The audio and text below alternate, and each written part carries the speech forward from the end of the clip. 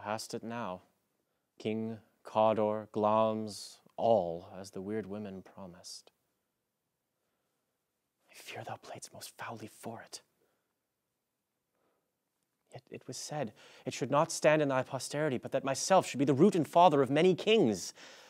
If there come truth from them, as upon thee, Macbeth, their speeches shine. Why by the verities on thee made good, may they not be my oracles as well, and set me up in hope? But hush no more. Here's our chief guest. If he had been forgotten, it had been as a gap in our great feast, and all thing unbecoming. Tonight we'll hold a solemn supper, sir, and I'll request your presence. Let your highness command upon me, to the which my duties are with a most indissoluble tie forever knit. Ride you this afternoon? Aye, my lord. We should have else desired your good advice, which still hath been both grave and prosperous in this day's council. But we'll take tomorrow. Is it far you ride? As far, my lord, as will fill up the time twixt this and supper. Go not my horse the better, I must become a borrower of the night for a dark hour or twain. Fail not our feast. My lord, I will not.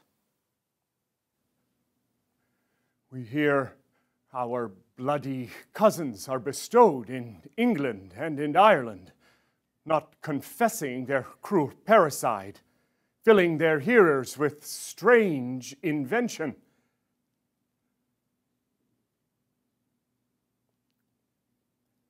But of that tomorrow, when therewithal we shall have cause of state craving us jointly. Hie you to horse, adieu till you return at night. Goes Fleance with you?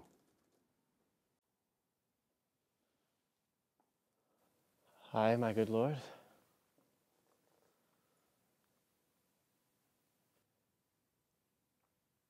Our time does call upon us. I wish your horses swift and sure of foot, and so I do commend you to their backs.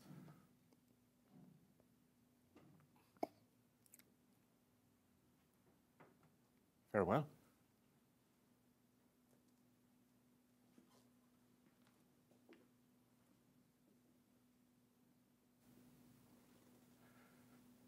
Let every man be master of his time till 7 at night.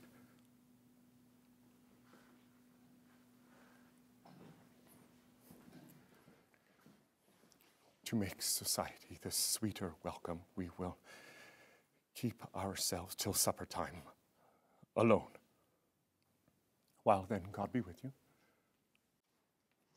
Sirrah, a word with you.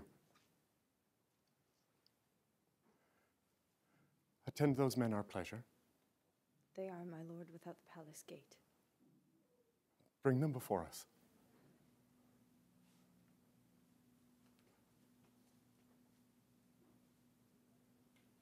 To be thus is nothing but to be safely thus.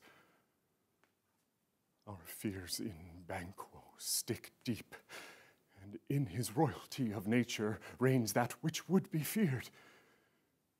'Tis much he dares, and in that dauntless temper of his mind he hath the wisdom that doth guide his valor to act in safety. There is none but he whose being I do fear, and under him my genius is rebuked, as it is said Mark Antony's was by Caesar. He chid the sisters when they first put the name of king on me, and bade them speak to him. Then, prophet-like, they hailed him father to a line of kings. Upon my head they placed a fruitless crown, and put a barren scepter in my gripe, thence to be wrenched with an unlineal hand, no son of mine succeeding. If it be so, For Banquo's issue have I filed my mind. For them, the gracious Duncan, have I murdered. Put rancors in the vessel of my peace only for them, and mine eternal jewel given to the common enemy of man to make them kings, the feet of Banquo, kings? Rather than so, come fate into the list and champion me to the utterance. Who's there? Now go to the door and stay there till we call.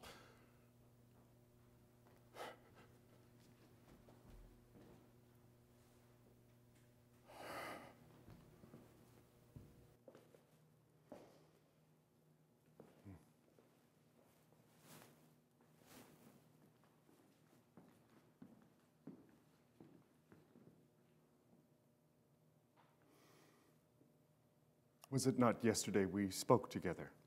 It was, so please your highness. Well then. Now have you considered of my speeches?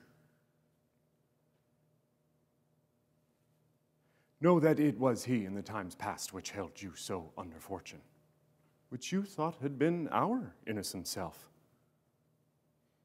This I made good to you in our last conference.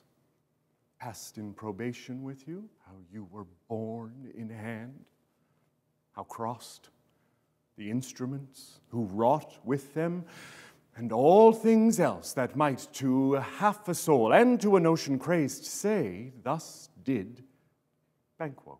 You made it known to us. I did so, and went further, which is now our point of second meeting.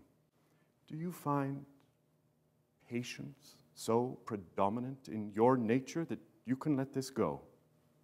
Are you so gospeled to pray for this good man and for his issue, whose heavy hand hath bowed you to the grave and beggared yours forever? We are men, my liege. Aye, in the catalogue ye go for men, as hounds and greyhounds, mongrels, spaniels, curs, shocks, water rugs, and demi-wolves are clept all by the name of dogs. The valued file distinguishes the swift, the slow, the subtle, the housekeeper, the hunter, every one according to the gift which bounteous nature hath in him closed, whereby he does receive particular addition from the bill that writes them all alike, and so of men. Now, if you have a station in the file, not in the worst rank of manhood, say it, and I will put that business in your bosoms, whose execution takes your enemy off, grapples you to the heart and love of us, who wear our health but sickly in his life, which in his death were perfect. I am one, my liege, whom the vile blows and buffets of the world have so incensed that I am reckless what I do to spite the world. And I another, so weary with disaster, tugged by fortune, that I would set my life on any chance to mend it, or be rid on it. Both of you know Banquo was your enemy. True, my lord. So is he mine. And in such bloody distance that every minute of his being thrusts against my nearest of life. And though I could, with barefaced power, sweep him from my sight and bid my will avouch it, yet I must not. For certain friends that are both his and mine, whose loves I may not drop, but wail his fall, who I myself struck down. And thence it is that I to your assistance do make love, masking the business from the common eye for sundry weighty reasons. We shall, my lord, perform what you command us. Although our lives... Your spirits shine through you. Within the hour at most, I will advise you where to plant yourselves. acquaint you with the perfect spy of the time, the moment on't, for it must be done tonight. And something from the palace always thought that I require a clearness, and with him to leave no rubs nor botches in the work. Fleance, his son, that keeps him company, whose absence is no less material to me than is his father's, must embrace the fate of that dark hour. Resolve yourselves apart. I'll come to you anon. We are resolved, my lord. I'll call upon you straight. Abide within.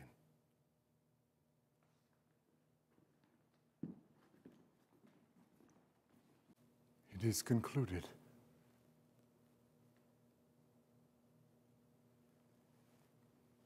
Banquo,